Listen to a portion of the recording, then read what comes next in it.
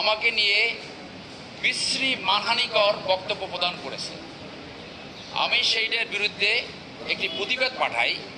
প্রতিবাদ পাঠানোর পরেও আমাকে বলারও সুযোগ দেয়নি, তারা ক্ষমাও চায় নাই। অনুষ্ঠানটা প্রচার করেছিল 19/3/2024 তারিখে।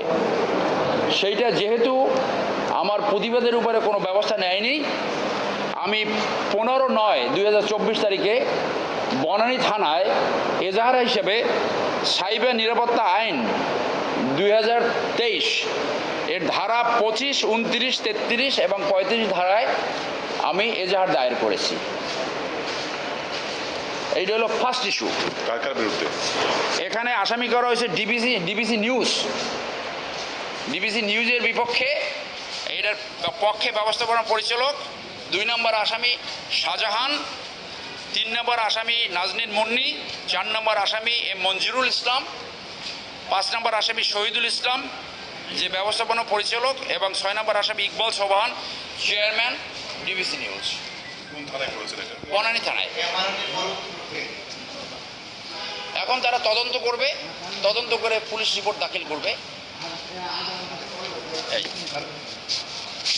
নেক্সট, আমি 11/9/2024 তারিখে রাজুকের চেয়ারম্যানের কাছে আবেদন করেছি বসুন্ধরা শপিং মলের নকশা বহির্ভূতভাবে 200 পার্কিং প্লেসকে তারা দোকান বানিয়ে মোবাইল মার্কেট বানিয়েছে।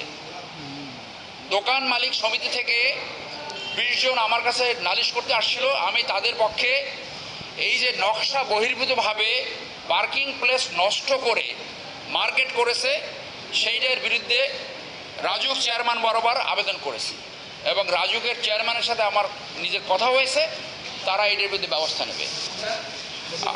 বসুন্ধরা শপিং মলের নকশা ভেঙে নকশা বহির্ভূতভাবে পার্কিং প্লেসকে দোকানে পরিণত করেছে। 2, আমরা আবেদন জানিয়েছি আইনগত রাজুক চেয়ারম্যান এইটার বিরুদ্ধে আইনগত ব্যবস্থা নেওয়ার জন্য আবেদন করেছি। হ্যাঁ, পার্কিং প্লেস ভেঙে দোকান করেছে, সেইটার বিরুদ্ধে আইনগত ব্যবস্থা নেওয়ার জন্য আমরা আবেদন জানিয়েছি। এবং ইমদাদুল হক মিলন সাবেক সম্পাদক দৈনিক কালের কণ্ঠের অবৈধ সম্পত্তির অনুসন্ধান করার জন্য দুদকের কাছে আবেদন করেছি। আজকে নঈম নিজাম সাবেক সম্পাদক বাংলাদেশ প্রতিদিন এবং ইমদাদুল হক মিলন সাবেক সম্পাদক দৈনিক কালের কণ্ঠ, আমাদের জানার মতে নঈম নিজাম এই বসুন্ধরা গ্রুপের মানি লন্ডারিং সাথে সরাসরি জড়িত। বাংলাদেশে অনেক সম্পত্তি করেছে, আমেরিকাতে তার 2টি বাড়ি রয়েছে বলে আমরা জানতে পেরেছি। একইভাবে ইমদাদুল হক মিলন একজন কবি হয়ে কিভাবে একটি মাফিয়া তন্ত্রের একটা পত্রিকার সম্পাদক হলো, এবং সে ইমদাদুল হক মিলনও এই মানি লন্ডারিংয়ের সহায়তাকারী। তাদের বিরুদ্ধে আমরা দুর্নীতির অনুসন্ধান চেয়েছি, এটা দুর্নীতি দমন চেয়ারম্যানের কাছে লিখেছি। 4 নম্বর হলো ঠাকুরগাঁও 2 আসনের এমপি দবিরুল ইসলাম ও তার ছেলে মাজারুল ইসলাম হিন্দুদের 50 বিঘা সম্পত্তি দখল করেছে। 50 বিঘা সম্পত্তি দখল করেছে, এবং এ হইল ঢাকায় যেমন বসুন্ধরা মাফিয়া গ্রুপ খাল বিল দখল করছে, সে এইভাবে সমস্ত হিন্দুদের জমি দখল করে বসুন্ধরাতে এক শাহ আলম এবং আনবির সেজেছে।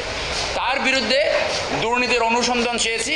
আজকে আমরা আবেদন করেছি দুর্নীতি দমনের চেয়ারম্যান বরাবর, এবং এই সমস্ত আবেদনের কপি মাননীয় প্রধান উপদেষ্টা দপ্তর, স্বরাষ্ট্র উপদেষ্টার দপ্তর, আইন উপদেষ্টার দপ্তর, অ্যাটর্নি জেনারেল, ডিজিএফআই এবং ডিজি এনএসআই সহ সংশ্লিষ্ট সকলকে এই আবেদনের কপি প্রদান করা হয়েছে।